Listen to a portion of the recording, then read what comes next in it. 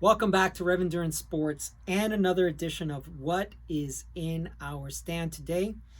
That's a hashtag you can follow across all my social media, Instagram, Twitter, Facebook, and of course here on YouTube.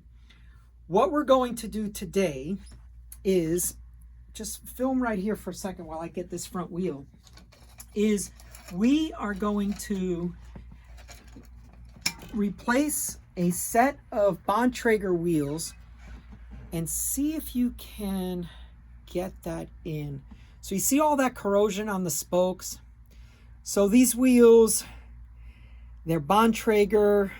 It just really doesn't make sense to rebuild this wheel with new spokes, new nipples, and the rear wheel. See if you can come closer.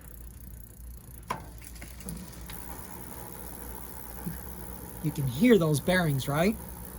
So in this case, we'd have to do new bearings in the hub, new spokes, new nipples.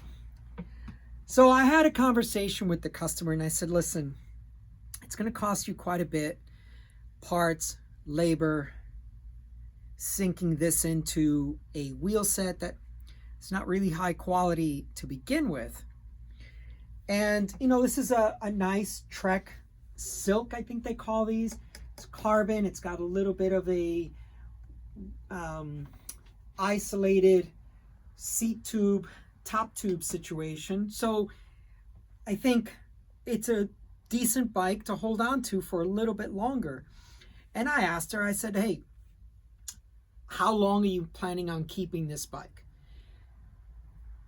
Because as you know, we're in 2023 and the disc brake bikes are becoming more and more prevalent. And she said, you know, I'm going to keep it for a few more years. And I said, all right, well, we can do three things. One, we can rebuild these wheels.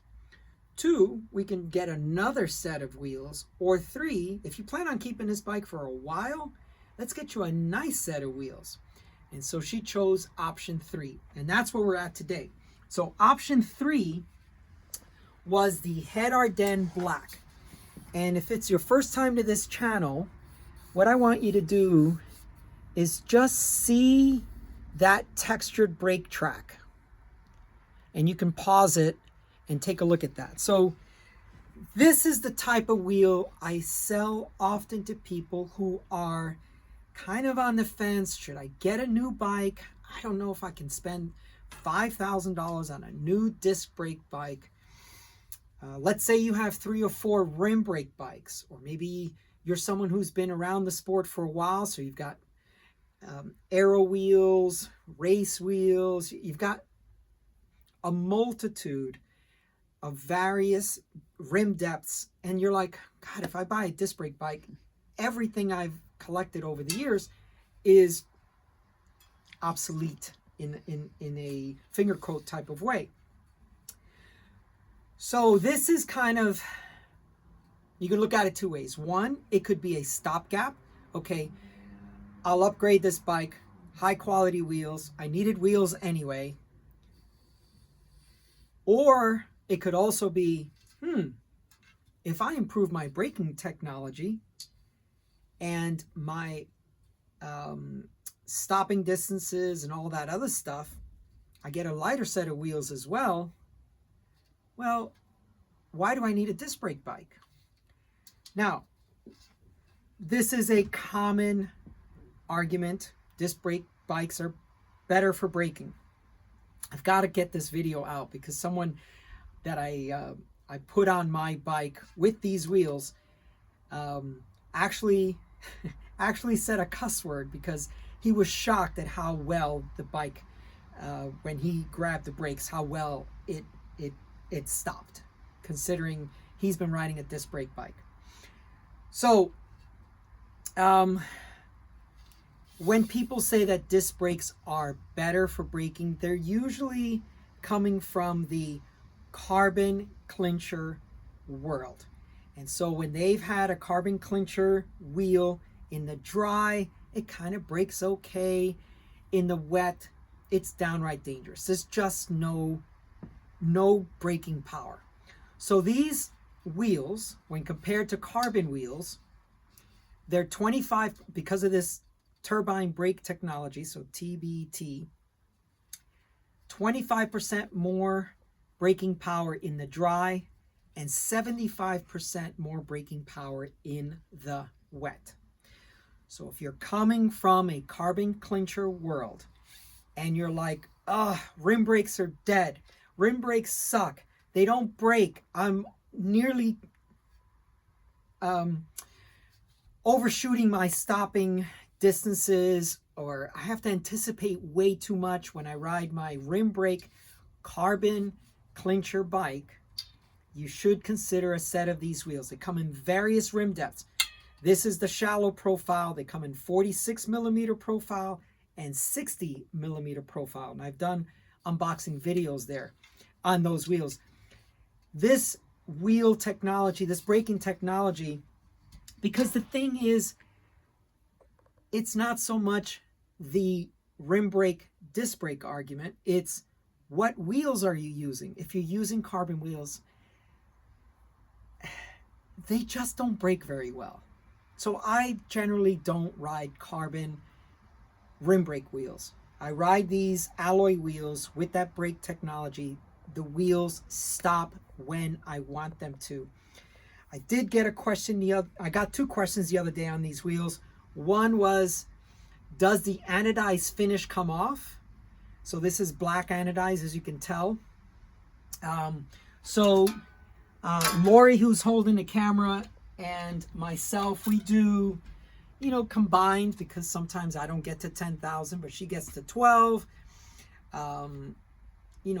We put about 20,000 miles on these wheels per year, combined, right?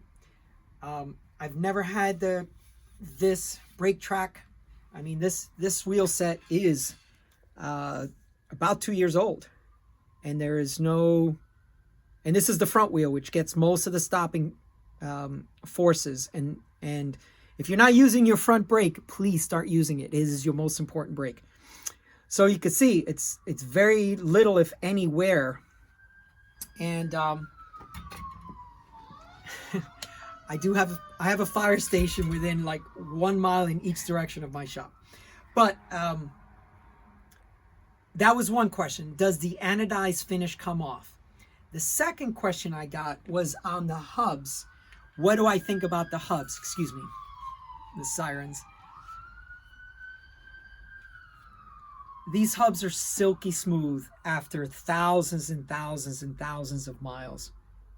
So I know that people have asked those questions. I respond to them in the comments section, but there are a lot of people that find my videos that have not been watching a series of videos leading up to it. So if you're a loyal follower, thank you. Sometimes you're going to hear the same thing over and over and over again, but just realize there are a lot of people that sometimes just come on to this video for the first time. So I like to address those things that I have addressed in multiple videos prior to this one. So what we're going to do is replace this corroded and compromised wheel set with these HED Ardennes Black, and I think this customer is going to be very happy with the ride quality. We're going to put 28 tires as well, so that's also going to be a big step up from the 25 she's been riding, but also it's going to spread the tire out a little bit more than her stock rim. As a matter of fact, if you look at this, in this hand is a 28 and this is a 25. These are both Continental tires, and because this is a HED 25 rim, you can just see this 28 isn't much bigger, is it? It's not much bigger at all. So once we get a wider rim, this tire will spread out a little bit more, because this is a 28 and this is a 25. And you can barely tell the difference, can you? Okay, so when we swap that over, that should enhance her ride quality. And one last thing before we go. In the past, head wheels did not come taped. So this is kind of nice. It could save you some time if you're building a tubeless setup for a customer. But, and I love HED products, someone was falling asleep at the wheel on this job. This tape job has a lot of bubbles in it. Lori, let me know if you can capture that. Yeah. I'm going to go really slow. But as a viewer, you can pause anytime. But see all these bubbles? This is not a good tape job for tubeless. It'll be fine for this customer because she rides clincher with tubes. But I'd almost wish that they wouldn't tape them if they're going to do this kind of a job. And like I said, I'm a huge HED fan. But look at this. That's just shoddy. And the quality control on, yeah. I mean, this is the kind of tape I'm going to, if this was a tubeless setup, I'd have to rip all this off and do it again. Because this just does not pass Rev quality standards. So anyway, that's all for today. Please like and subscribe. And I know I've got some folks that have sent me emails and talked about these wheels. Yes, they're worth the bump from the standard smooth brake track of the regular HED Ardennes wheels. The black setup is worth every penny of the upgrade. So please like and subscribe. We'll see you up the road.